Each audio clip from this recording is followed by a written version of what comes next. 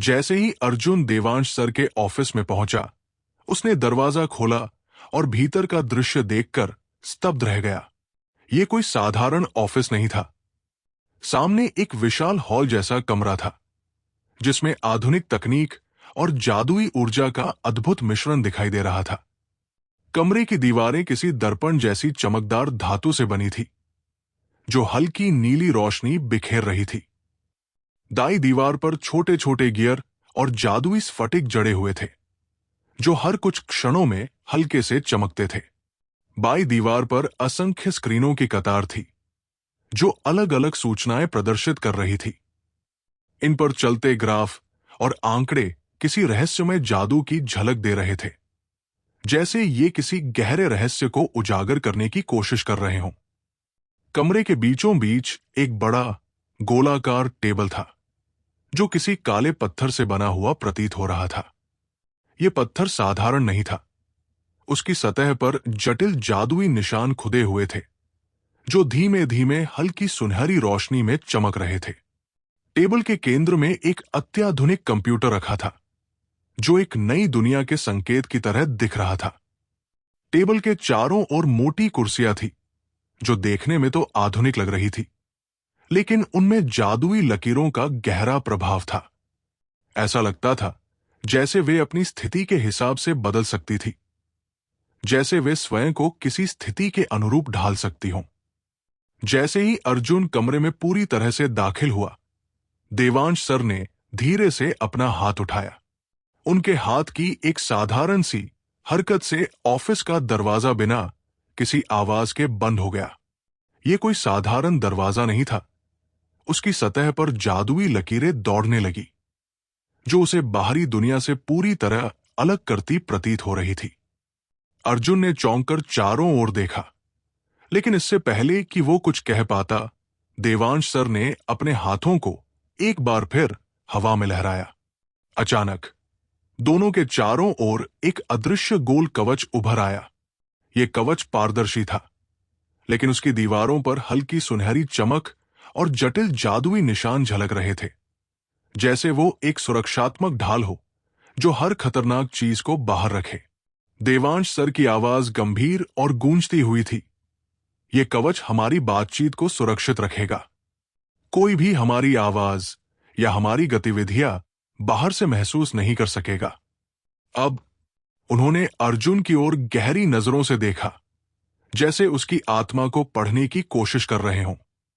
उस नीले पौधे के अलावा तुम्हारे पास दूसरी कौन सी स्पिरिट सोल है? अर्जुन ये सवाल सुनकर सन्न रह गया। उसकी आंखें विस्मय और भ्रम से चौड़ी हो गई।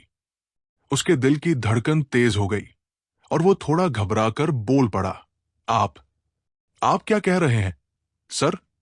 मेरे पास और कोई स्पिरिट सोल नहीं है। देवांश सर की आंखों में हल्की सी मुस्कान झलक उठी, मानो वे पहले से ही अर्जुन के इस जवाब की उम्मीद कर रहे थे। उन्होंने ठंडे स्वर में कहा, झूठ मत बोलो अर्जुन। तुम्हारी ऊर्जा में एक अनोखी छाप है। वो नीला पौधा जितना शक्तिशाली है, वो तुम्हारी असली ताकत नहीं हो सकता। मुझे सच बताओ। अर्जुन ने थोड़ी देर तक चुपचाप खड़ा रहकर देवांश सर की ओर देखा। फिर उसने धीरे धीरे अपने दाएं हाथ को आगे बढ़ाया। जैसे ही उसने अपनी दूसरी स्पिरिट सोल को प्रकट किया, कमरे में बिजली की गड़गड़ाहट गूंजने लगी। अर्जुन के हाथ में एक चमकता हुआ चांदी का हथौड़ा उभरा। हथौड़े की सतह पर जटिल पैटर्न उभरे हुए थे, जिनसे लगातार चमकती हुई बिजली की लकीरें निकल रही थी। जैसे ही हथौड़ा प्रकट हुआ, कमरे की हवा भारी हो गई और एक अजीब सी घनी ऊर्जा हर दिशा में फैलने लगी। यह कुछ इतना शक्तिशाली था कि देवांश सर भी एक पल के लिए चौंक गए। उनकी आंखें आश्चर्य और विस्मय से चौड़ी हो गई। उनके मुंह से अनायास निकला, ultimate grade spirit soul. Arjun ने चौंक कर पूछा, सर, ये अल्टीमेट ग्रेड स्पिरिट सोल क्या है? मैंने इसके बारे में पहले कभी नहीं सुना। देवांश सर ने गहरी सांस ली और अपने आप को संभालते हुए बोले, यह तुम्हें समझाने के लिए मुझे बहुत पुरानी कथा बतानी होगी। सैकड़ों साल पहले इस धरती पर देवताओं का वास था। हर देवता के पास अपनी एक अद्वितीय स्पिरिट सोल होती थी। वे स्पिरिट सोल इतनी ताकतवर थी कि आज के मानवों की कल्पना से परे हैं। इंसानों ने उनकी शक्तियों को देखकर उन्हें अल्टीमेट ग्रेड का नाम दिया। अर्जुन की आंखें चौड़ी हो गई। वो जानना चाहता था कि यह हथौड़ा किस महान देवता से जुड़ा था और उसका उसे हासिल होने का मतलब क्या था। देवांश सर ने आगे बताया, उस युग में देवताओं के बीच एक महान युद्ध छिड़ा। उस युद्ध में एक देवता थे, वेलासुर। वो देवताओं में सबसे अधिक शक्तिशाली थे और उनकी स्पिरिट सोल, यही चांदी का हथौड़ा, देवताओं की दुनिया में भी अद्वितीय मानी जाती थी। लेकिन युद्ध के दौरान वेलासुर को उनके ही साथियों ने धोखा दिया और उनकी हत्या कर दी।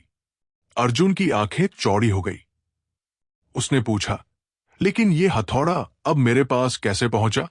देवांश सर ने गंभीर स्वर में कहा, वेलासुर ने मरने से पहले अपनी इस अल्टीमेट ग्रेट स्पिरिट सोल को प्रकृति में कहीं छुपा दिया था।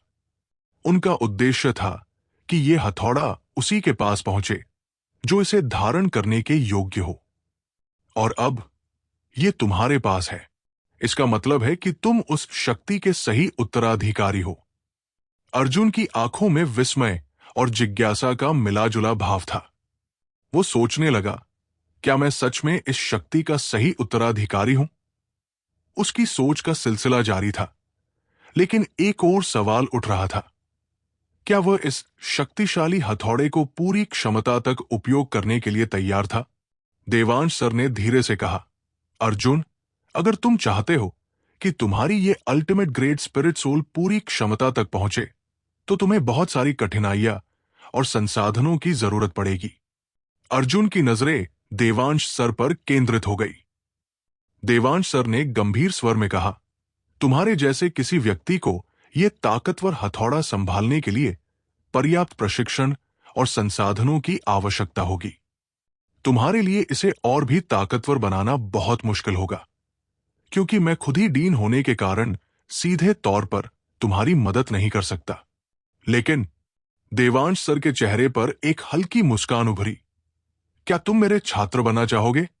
यदि तुम मेरे छात्र बन जाते हो तो मैं तुम्हें पूरी तरह से संसाधन उपलब्ध करा सकता हूं। अर्जुन को यह प्रस्ताव सुनकर कुछ समय के लिए चुप्पी छा गई। उसके भीतर कई सवाल थे, लेकिन देवांश सर के प्रस्ताव में कुछ ऐसा था जो उसे आकर्षित कर रहा था। क्या वह देवांश सर का छात्र बनकर अपनी शक्तियों को और भी बढ़ा सकता था? क्या यह एक नई शुरुआत हो सकती थी?